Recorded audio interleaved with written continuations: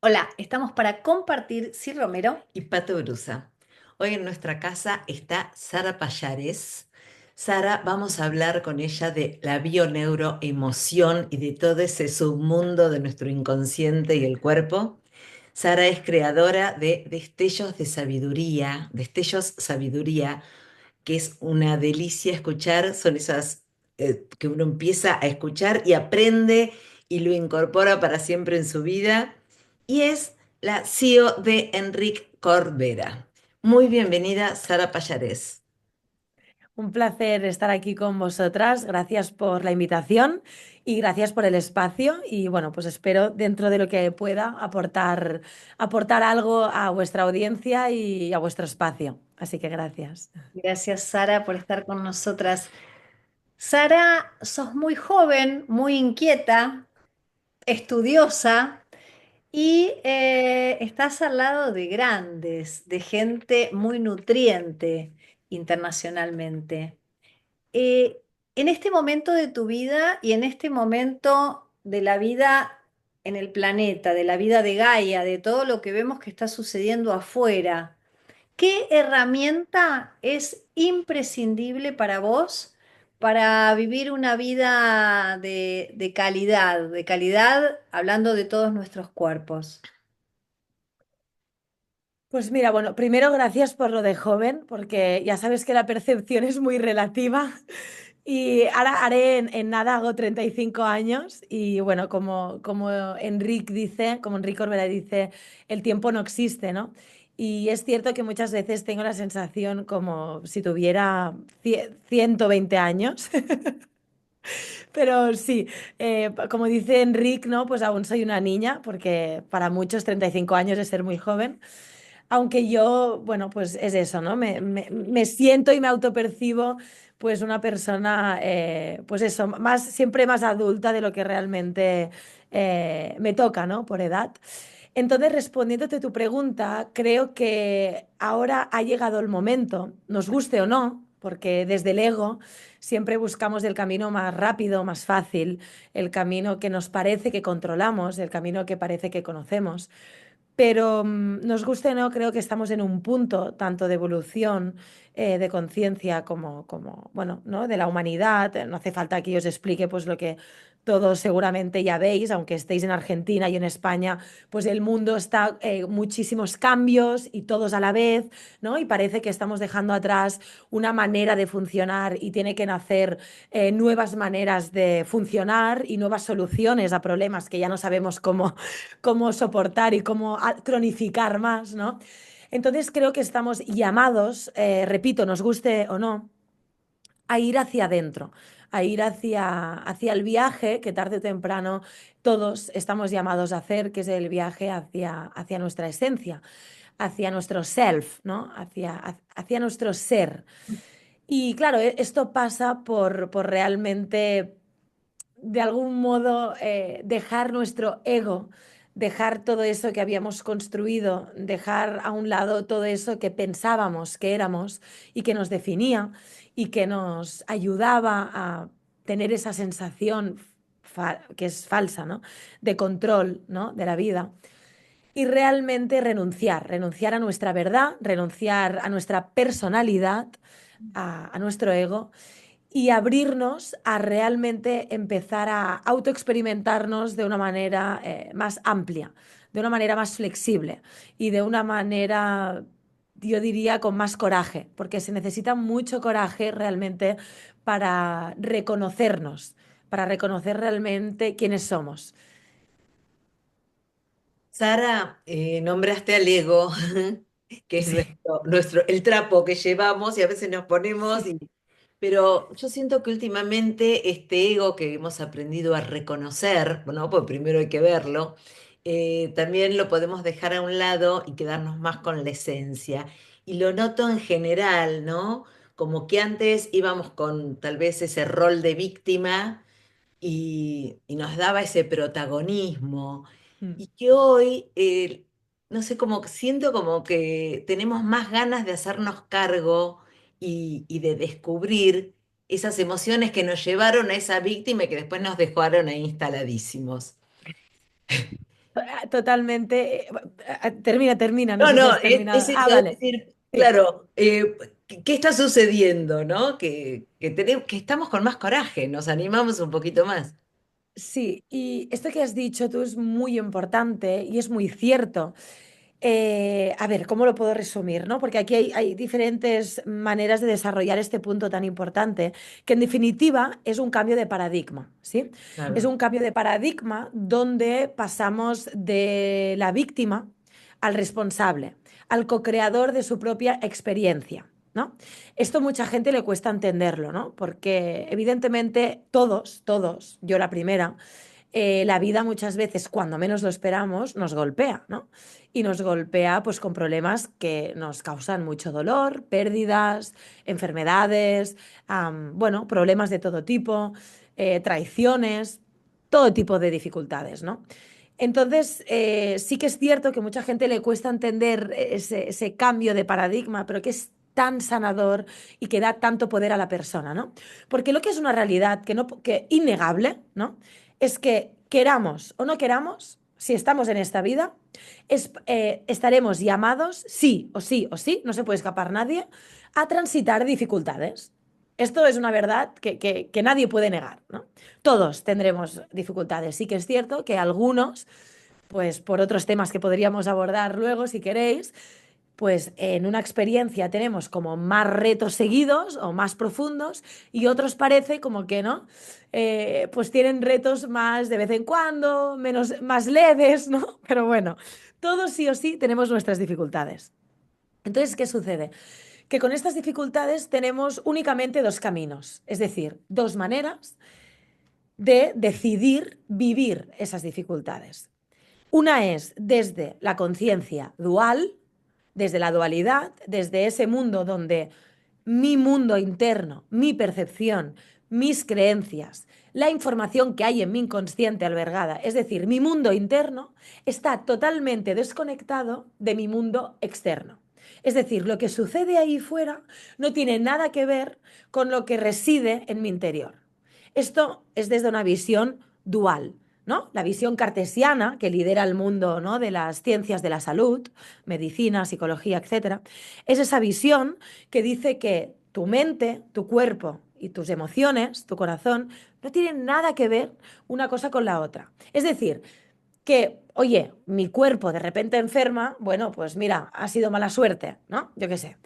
Entonces, oye, quizás está relacionado, y no solo relacionado, sino muy relacionado con mi mundo emocional o con mi mundo perceptivo, ¿no? Con la información que hay en mi inconsciente, por ejemplo, ¿no? Entonces, hay, como decía, estos dos caminos. Desde la dualidad, yo soy víctima de todas las circunstancias y de todas las experiencias que me suceden y solo soy un mero observador que como víctima pues, tengo que intentar sobrevivir, transitar como pueda, o desde la conciencia de unidad sé que cualquier experiencia que la vida me regale, porque aunque tenga mucho dolor, es un regalo, a través de cualquier experiencia que la vida me regale, tengo que aprender algo. Hay un mensaje para mí. ¿Por qué? Porque esa experiencia está relacionada con mi mundo interno, es decir, con mi información interna, con lo que reside sobre todo en la parte más profunda de mi psique, que es el inconsciente. ¿Sí? Y ahí está historia familiar, experiencias propias, información que hemos ido acumulando. Entonces, para no alargarme ahora con este tema, y para responder la pregunta de una manera que sea fácil, ¿no? O entendible, la respuesta sería que cuando vivimos desde la conciencia de unidad, no es que seamos ni mucho menos culpables de lo que nos suceda, porque eso también es un error que mucha gente cae, ¿no? En decir, ah, entonces si esto tiene que ver conmigo, ¿qué he hecho mal? No, no has hecho mal nada, nada. Simplemente necesitas experimentar, transitar esta experiencia de vida para tomar conciencia de ciertas cosas que están en tu interior y que están esperando ser trascendidas, que están esperando que trasciendas, que evoluciones. ¿sí? Entonces, la conciencia de unidad realmente te ofrece la oportunidad de aprovechar cualquier circunstancia o experiencia o dificultad de tu vida para saber quién eres, para conocer más qué reside en tu interior y cuáles son los siguientes pasos que tenemos que seguir, sin excusas. Y esto evidentemente no significa que no haya algo externo, ¿no? Que realmente haya sucedido, porque esto la gente, ¿no? A veces se confunde mucho y dice, ah, me estás diciendo que si mi pareja, no, ahora que está muy de moda hablar del narcisismo, ¿no? Si mi pareja es narcisista, me estás diciendo que yo soy responsable y él o ella no tiene nada que ver con lo que ha sucedido. No, no digo eso. En un mundo dual, en un mundo material que existe, yo sé ahora porque no os puedo tocar, ¿no? Pero si estuviera a vuestro lado, pues os daría un abrazo. Pues evidentemente yo existo, vuestros cuerpos existen, estamos en este mundo, en esta realidad material, y evidentemente si os doy un abrazo, existe, ¿vale? Ahora bien, cómo tú te tomes o percibas mi abrazo, cómo tú lo proceses internamente, qué experiencia tú tengas a raíz de un abrazo mío, sí que habla más de ti que de mí. ¿Sí? Ahí está el tema. Entonces, para acabar el ejemplo de esa, ¿no? Supuesta pareja narcisista. Si tú estás ante una pareja narcisista, lo primero que tienes que hacer es dejar de hablar de el otro y dejar de centrarte en si es narcisista o no es narcisista. La pregunta clave desde la conciencia de unidad es, ¿para qué yo estoy con una pareja así? ¿Para qué yo, a través del otro, me someto en estas faltas de respeto continuas? ¿Para qué yo no me priorizo y siempre priorizo lo que necesita el otro? ¿Para qué yo no soy capaz de mostrarme de una manera auténtica y desde mi autenticidad, sea mostrarme vulnerable, sea mostrarme insegura o segura, sea lo que sea en ese momento de tu vida? ¿Para qué no me estoy mostrando? ¿Para qué no me regalo ser yo en lo que siento en ese momento, ¿no? Entonces, esas son las preguntas que te llevarán, sin lugar a duda, a reconocerte, a poder evolucionar y a poder encontrar por el camino una persona que realmente refleje, porque las personas que tenemos a nuestro alrededor son como espejos. Es como cuando, ¿no? Si tú te pones desnudo y te miras al espejo, pues si hay cosas que no te gustan, hay que reconocer que es tu cuerpo. Ya trabajaremos en aceptar, en acompañarnos, en si tenemos margen de maniobra, pues mira, hoy voy a hacer un poco de dieta o voy a salir a andar un poco, yo qué sé, ¿no? Me lo invento. Ya trabajaremos qué margen de maniobra tenemos, ¿no? Cada uno en su camino. Pero lo primero es reconocer que eso que estamos viendo ahí es nuestro cuerpo, no es el cuerpo del vecino, ¿no? Entonces eso sucede con nuestras relaciones más significativas, que nos reflejan lo que tenemos que trabajar internamente. Sara, hablamos. Perdonar, perdonar si me alargo, me podéis cortar, ¿vale? Porque No, Estamos es felices de que, que te es alargue. que, Te lo pedimos por vale, favor. vale. Es mucho más Vosotras, interesante. vale, vosotras si no, me cortáis porque a veces me alargaría mucho, pero digo, no sé si quieren hablar más sí, ellas, o sea, me cortáis, ¿eh? Sí quiero. Vale. Vale. Sara, hablaste de, dijiste más adelante, dificultades y retos. Y con Mm, esto de la conciencia de unidad, estando enfocados en que no somos víctimas de nuestra propia vida, sino que somos responsables y que ser responsables nos da la dicha de poder cambiar, porque si somos víctimas es lo que es, como cayó quedó, pero si soy responsable, tengo una llave en la mano que puedo utilizar para mi bienestar. En ese contexto y con estos para qué, yo puedo aprender, si se me cae una taza y me golpea el pie, también puedo aprender en un accidente de tránsito grave, o puedo aprender si un tren se descarrila. Entonces, en este margen de dificultades, de retos, en conciencia de unidad, siendo responsable, ¿cómo poder tomar el camino de que el aprendizaje no sea abrupto, no sea tremendo, sino poder activar esa alerta para aprender cuando cae la taza o cuando veo algo que sucede en alguna cercanía no muy próxima. Me encanta. Gracias por tu reflexión y tu pregunta, me encantó y la verdad es que la gran mayoría de personas queremos el camino corto y fácil, ¿no?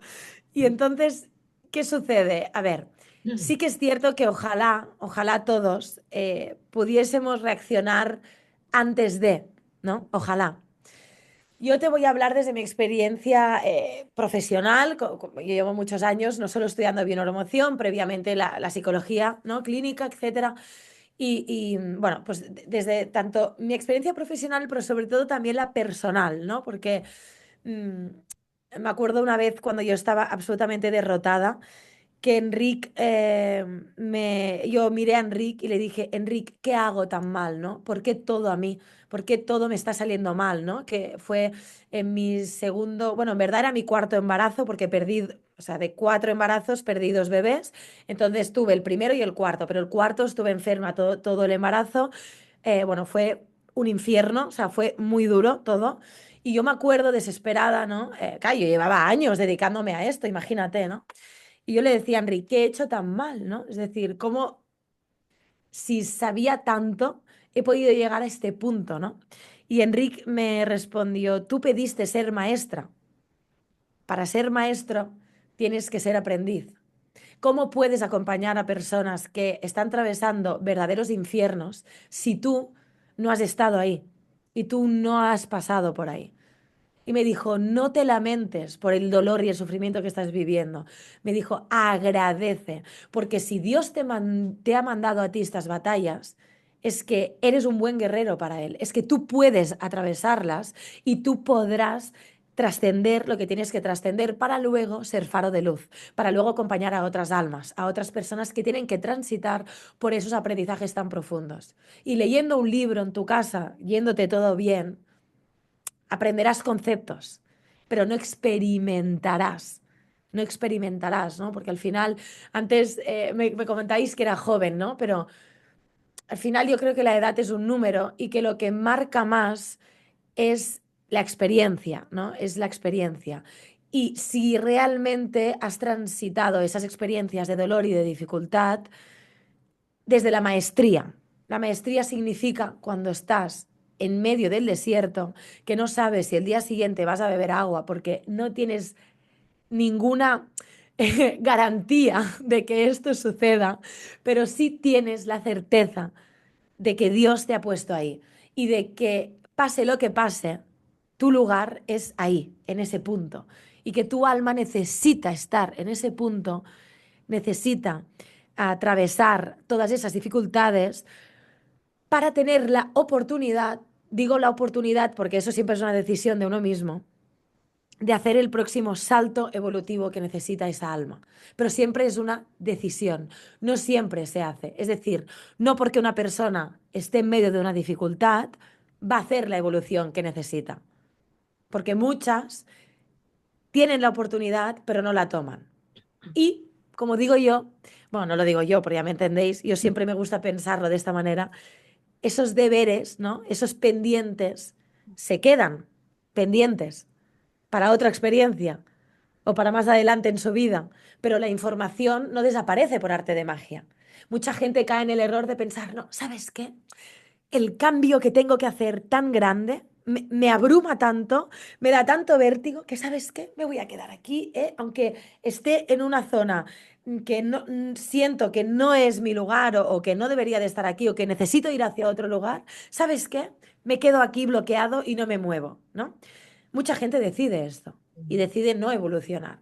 Entonces, respondiendo a tu pregunta, ojalá, y de hecho yo es mi propósito de vida, ¿no? Poderle allanar el camino a muchas personas para que no tengan que atravesar cosas que yo, por ejemplo, he tenido que pasar, ¿no? Ojalá. Y yo voy a trabajar toda mi vida para dar estas herramientas y para dar esa conciencia y para acompañar pues a quien quiera ser acompañado, evidentemente, a poder observar su vida, a poder ser ese observador y, como decías tú, a poder aprender ya de si cada día se te cae una taza y se te rompe, que en verdad pues no tiene más importancia, ojalá todos los problemas sean estos, ¿no? Y no tener que esperar, pues bueno, a llegar a límites donde, bueno, donde realmente pues son límites que son mucho más fuertes y que ojalá, ¿no? Nos diésemos cuenta antes de cosas, de patrones que nos están liderando nuestra vida, que nos están llevando a unos límites, a unas incoherencias, ¿no? Porque la incoherencia y la coherencia es clave en todo esto, que no somos capaces de cambiar y que siempre la vida, yo siempre, ¿no? Me gusta pensar que el universo es como si fuese un papá o una mamá, ¿no? Como que te avisa. Bueno, no ha hecho caso, te da otro aviso, bueno, no ha hecho caso, bueno, ¿no? Y cada vez el aviso, ¿no? A ver si te enteras, es más fuerte, hasta que al final, pues evidentemente te dan un guantazo que te puedes quedar en el intento o no, o puedes levantarte, ¿no? Reconstruirte y seguir tu camino. Así que no sé si he respondido a tu pregunta, ¿eh? Si no, vuélveme a preguntar. Gracias, gracias. Sara Payares, dime tú, esto de gestionar las emociones nos va a ser de gran ayuda, pero yo digo, antes de gestionarlas, las tenemos que identificar esas emociones y cómo actúan en este cuerpo, en este avatar, en esta encarnación que estamos haciendo. ¿Cómo hacemos para identificarlas y poner cada cosa en su lugar para empezar a ser un poquito más coherentes? Mira, muy buena reflexión y pregunta. Aquí lo más importante es primero comprender qué propósito tienen nuestras emociones, ¿sí? Es muy importante primero comprender que las emociones, gracias a ellas, gracias a los diferentes estados emocionales que experimentamos, tenemos la oportunidad de escuchar cosas que de otra manera no atenderíamos, ¿sí? Es decir, mucha gente se centra en no quiero sentir angustia, no quiero sentir miedo, no quiero sentir, ¿no? Ansiedad o lo que sea, ¿no? Y es un error, porque lo que tenemos que observar es los diferentes estados, las emociones que nos abruman, que nos guste o no, muchas veces es imposible controlar qué estados emocionales nos abruman, ¿de acuerdo? Otra cosa es la gestión, eso es posterior, pero la emoción, ¿no? Viene sobredada. Entonces es un regalo porque es un vehículo, es una señal que te hace decir, "Cht, un momento, aquí tengo que atender algo. ¿Qué sucede? A ver, no exageremos, ¿no? Porque luego mucha gente también lo lleva todo al extremo, ¿no? Oye, que tengas un momento de agobio, no pasa nada. Si estás llegando tarde al trabajo, tienes estrés, oye, tranquilidad, ¿no? Intenta relajarte y ya pasará. Pero estamos hablando sobre todo de esos estados emocionales que se nos repiten, que realmente nos angustian, ¿no? Imagínate una tristeza cronificada, continua, o una angustia, una ansiedad que viene muy a menudo. Es ahí donde realmente tenemos un mensaje oculto que tenemos que saber escuchar. ¿Sí? Entonces, sí o sí o sí, sin lugar a duda, si hay un desequilibrio emocional, es decir, estas emociones tildadas como negativas, que yo no las veo como negativas, yo las veo como necesarias, porque sin ellas no diríamos, hey, un momento, ¿qué está sucediendo aquí? Es verdad que mucha gente ante estos estados emocionales repetitivos tildados como negativos, lo que hace es ir al psiquiatra o al psicólogo, recibir un diagnóstico y, bueno, pues cronificar un tema, ¿no? Desde la victimización y pensar que simplemente pues tienen un problema, como si fuera, yo qué sé, pues no es migraña, pues es ansiedad, por decir algo, ¿no? Como podría ser úlceras en el estómago, ¿vale? O sea, he tenido un problema de salud, soy víctima de este problema y yo no puedo hacer casi nada, ¿no? Pues esto es el paradigma que yo creo que tenemos que empezar a trascender y ampliar la manera que tenemos de ver estas cosas, ¿no? Entonces, fijaros, hay estados emocionales repetitivos tildados como negativos que yo considero, bueno, yo y desde la bioemoción y desde nuestra perspectiva, consideramos que son necesarios, ¿sí? Entonces, cuando existen estos estados, la primera pregunta que nos tenemos que hacer es ¿para qué?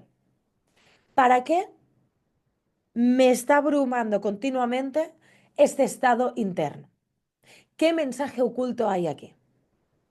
Entonces, casi siempre, la respuesta que nos demos rápida nosotros en nuestro interior, desde nuestra mente, desde nuestro ego, es falsa. Porque somos expertos en engañarnos a nosotros mismos. Casi siempre nos engañamos. ¿Sí? Entonces, desde la bioneuromoción, lo que hacemos mucho es enseñar a las personas a cómo desarrollar la autoconciencia. Que la autoconciencia, lo que acompaña a las personas es a conocer esos patrones inconscientes de funcionamiento que hemos heredado o que hemos creado en nuestra experiencia temprana hasta nuestra adultez, ¿de acuerdo?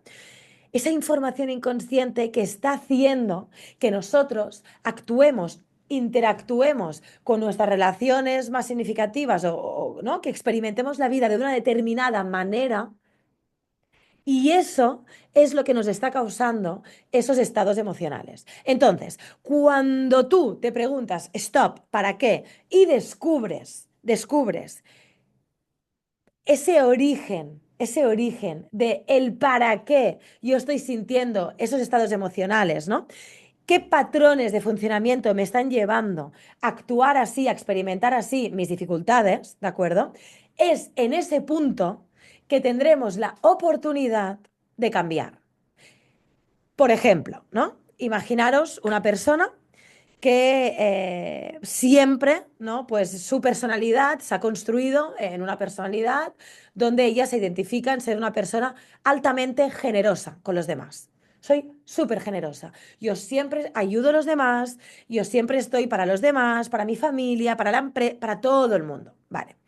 Entonces, imaginaros que esa persona experimenta o una enfermedad o una situación de alta dificultad, de lo que sea, y en ese para qué estoy experimentando esto, ¿no? O tengo mucha ansiedad, ¿no? Imaginaos una persona que tiene mucha ansiedad, ¿vale? Descubre que en verdad esa ansiedad es un llamado al cambio, es un llamado ya desesperado de nuestra alma, de decir, por favor, atiéndeme, necesito que dejes de actuar así y necesito que mires qué necesitas tú, que te priorices tú, qué dice tu voz interna, la de aquí, no la de aquí, qué dice tu corazón, no qué dice tu mente, qué necesitas realmente. Te tienes que dar el permiso, ¿no? El ejemplo que daba, ¿no? Una persona que se identifica con ser súper generosa, pues esa persona se tiene que dar el permiso de identificarse y de expresarse como egoísta. El egoísmo no es malo, es necesario, en su justa medida, claro, en su justo equilibrio. A veces hemos de expresarnos o necesitamos expresarnos en generosidad y a veces necesitamos expresarnos en egoísmo. Y no es ni bueno ni malo, es necesario buscar esa plenitud, ese equilibrio, ¿no? Entre esas polaridades internas que tenemos todos, nadie se salva. Entonces, fijaros, desde un estado emocional continuo, tildado como negativo, tenemos la oportunidad de comprender cuál es ese llamado interno, cuál es ese cambio que necesitamos hacer y, por lo tanto, ponernos en coherencia. Porque siempre que hay un desequilibrio interno fuerte es porque realmente estamos experimentando una incoherencia fuerte. Es decir, no estamos sintiendo, pensando y actuando alineadamente, sino que hay aquí una rotura, hay un desequilibrio interno, ¿no? Pues estoy sintiendo, imaginaros, siento que necesito pensar en mí y dejar de pensar en mi familia. Yo lo siento, mi alma me lo pide, mi llamado interno me lo pide, mi voz interna, mi corazón, que cada uno le ponga el nombre que quiera, mi intuición, etcétera. Me está pidiendo ese espacio, ese cambio que necesito. Pero mi mente, ¿cómo le voy a decir que no a mi mamá? Por Dios, no, hombre, no. Y si se muere por mi culpa, porque la he dejado de atender, ¡buf! No puedo. Mi conducta, ayudar todo el día a mi mamá. Pero mi sentir es, necesito hacer mi camino. Necesito cuidarme a mí primero. Porque si no nos amamos y no nos damos el derecho de ser coherentes primero en nuestra propia vida, que quiere decir ejercer nuestra libertad emocional en definitiva, es imposible que el amor que le demos a nuestros seres queridos sea auténtico y genuino. Será un acto de sacrificio, será un acto manipulativo. A mí esto me ayudó mucho a verlo, ¿no? Porque en una de las últimas enfermedades que transité embarazada, claro, fue muy duro para mí porque tenía que dejar ir lo que yo más sentía que necesitaba y que me sostenía, ¿no? Que eran mis padres. Pero si no dejaba ir a mis padres, me dejaba ir a mí misma. Entonces tuve que amarme y para transitar esa culpabilidad que te atraviesa cuando haces cambios tan, tan fuertes, porque es imposible que no te vengan esos momentos de flaqueza, ¿no? De culpabilidad, de, hostia, ¿qué estoy haciendo, no? Los estoy fallando, estoy diciendo que no cuando siempre he dicho que sí, etcétera, ¿no? Y en momentos muy difíciles, porque recuerdo lo que era, para mí era mi padre, el marido de mi madre, con cáncer, que murió finalmente.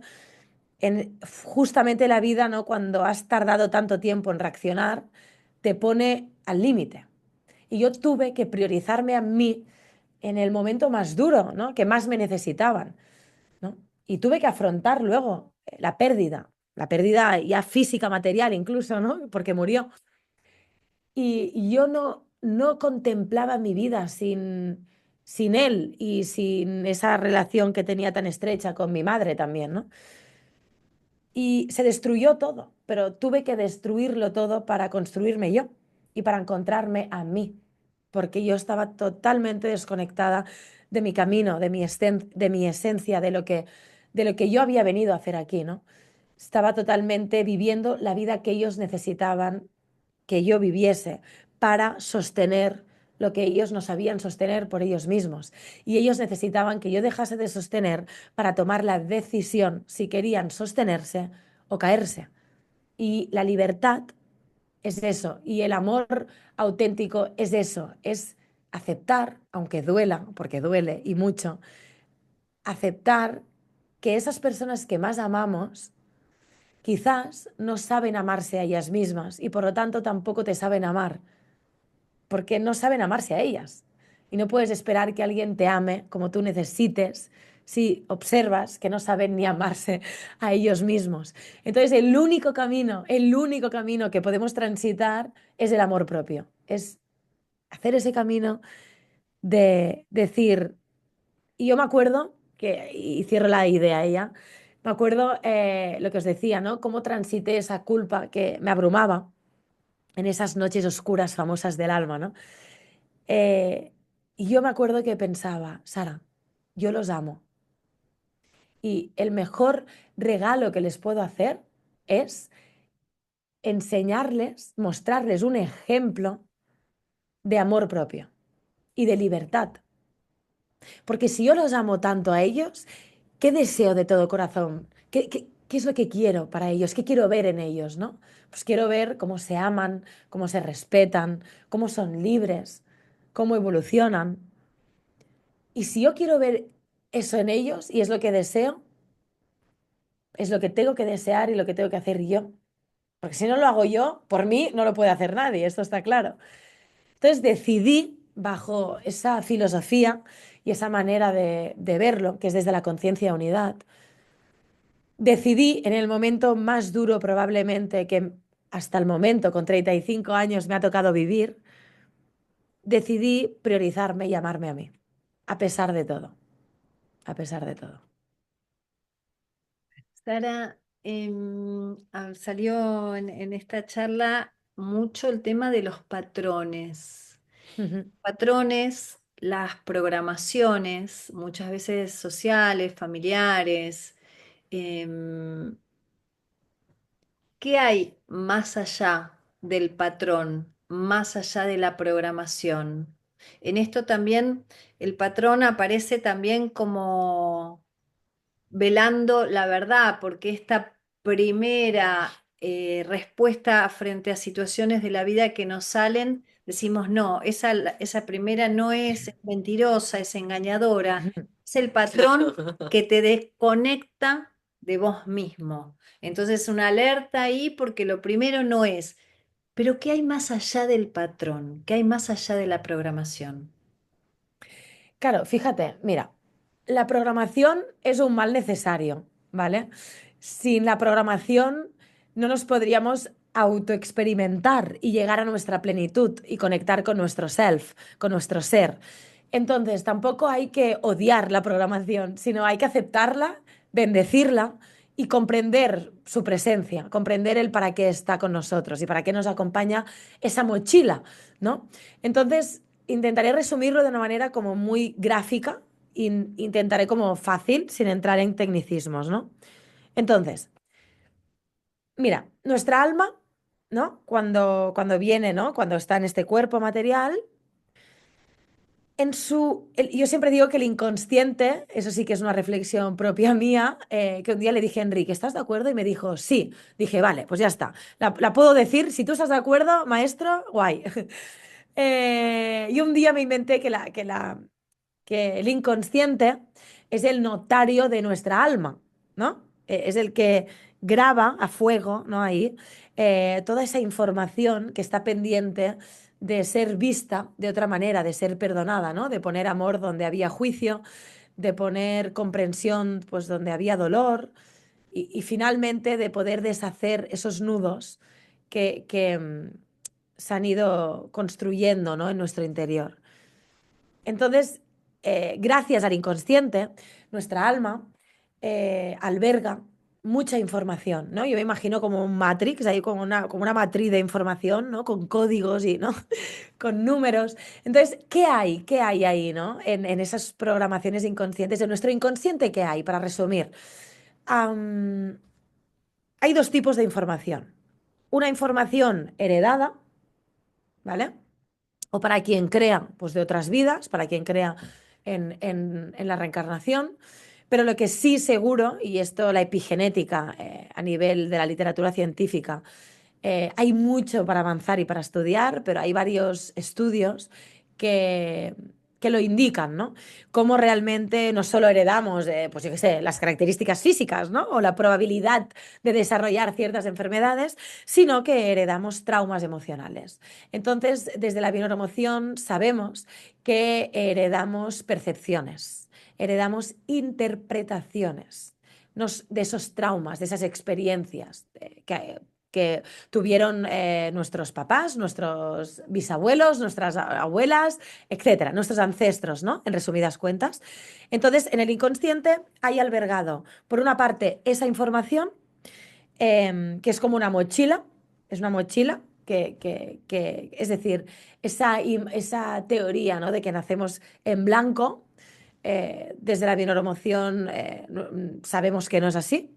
Sabemos que tiene muchísimo peso toda la herencia emocional, o sea, con la mochila que ya nacemos. Y luego, evidentemente, obviamente, que esto sí que en la psicología de todo tipo, todas las disciplinas psicológicas, las más clínicas, las más empíricas, las más científicas, aquí sí que hay un consenso absoluto en la literatura científica, es que desde que nacemos hasta que morimos, vamos acumulando una serie de experiencias que algunas van grabándose en nuestro inconsciente y no tienen por qué estar en nuestro consciente, ¿no?